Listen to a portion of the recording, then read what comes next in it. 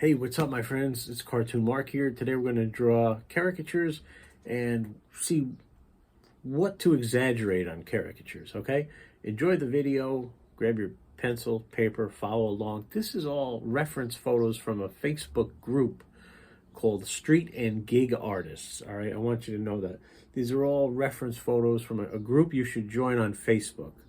And you'll learn a lot, and you can practice from it too, like I am here. It's called Street and Gig Artists. Hope you enjoy, like, and comment on the video. Thank you. I don't know what to exaggerate. It's always a tough thing.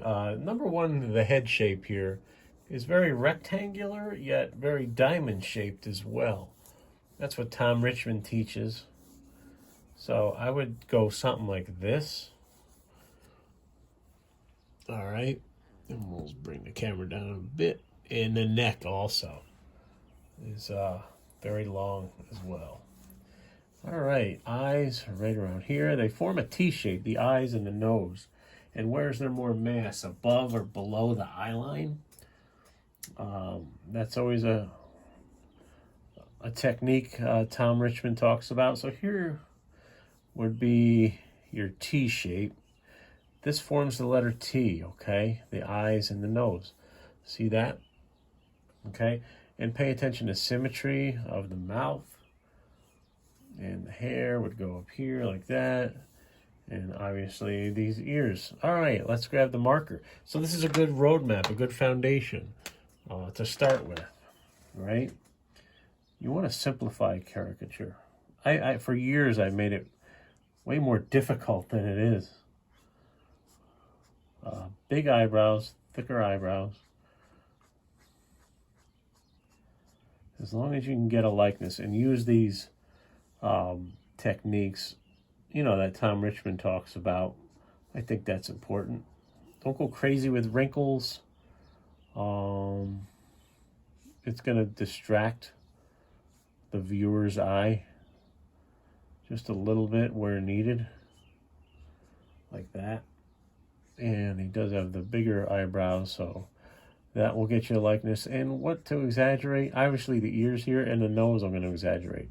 But then I actually shrunk the eyes a little, and I'm going to shrink the mouth a little to make the other features appear larger.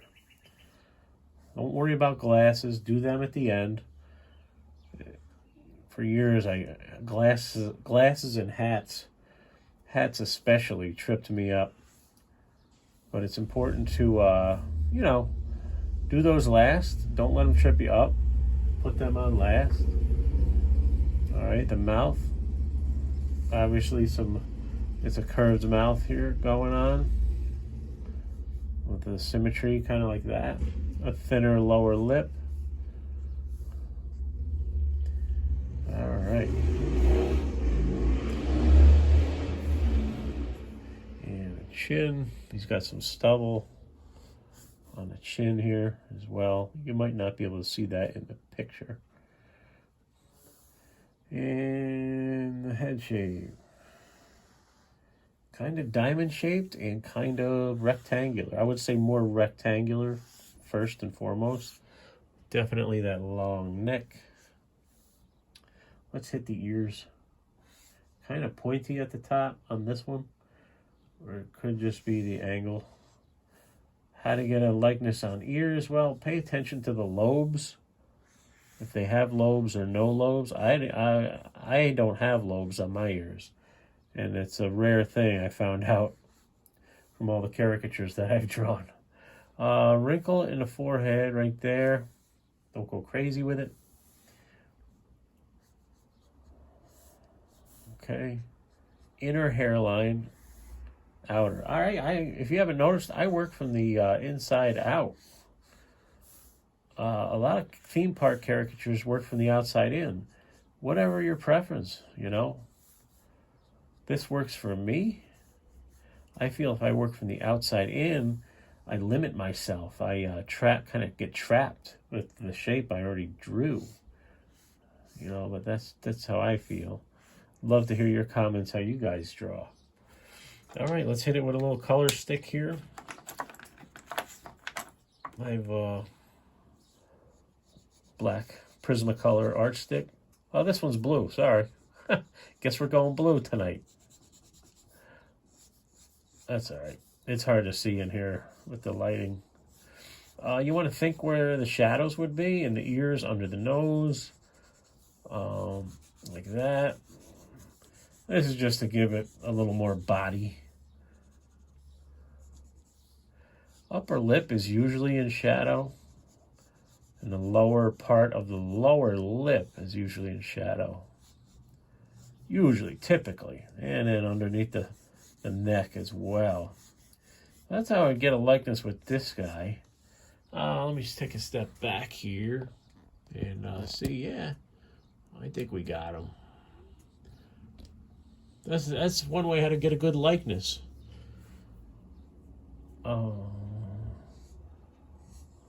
Okay. A little bit of hair. Always leave a little highlight here and there. Okay.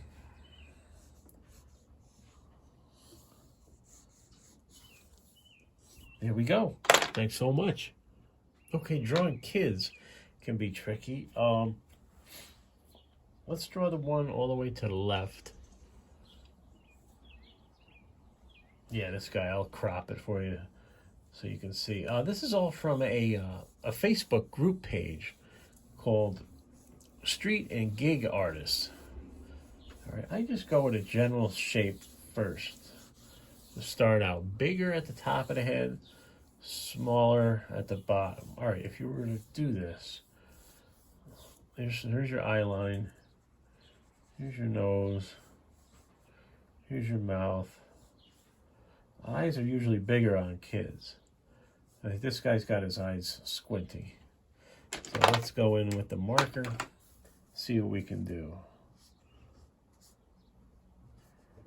All right.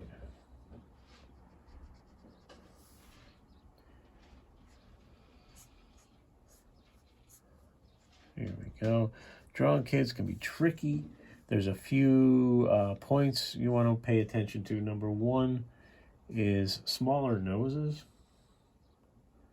and smaller chins. Not so much squared off type of features.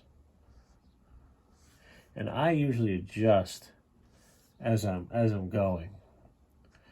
All right. Pay attention to teeth.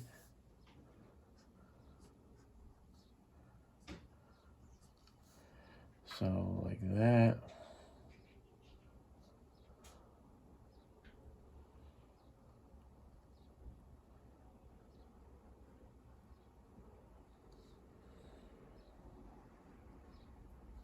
Okay. Now very small chin on kids. Like that. And wider. You want to give them more space between the eye and the temple, okay? That's a trick I learned. I was like wondering why my caricatures of kids just weren't looking right. And that was it. I was like bringing the edge of the temple line far over, too close to the eye. So again, this is a Facebook group I encourage you to join called Street and Gig Artists.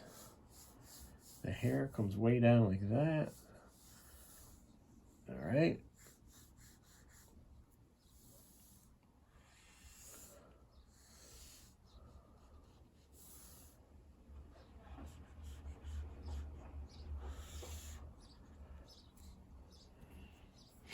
Yeah, I like this one. All right, I got a likeness.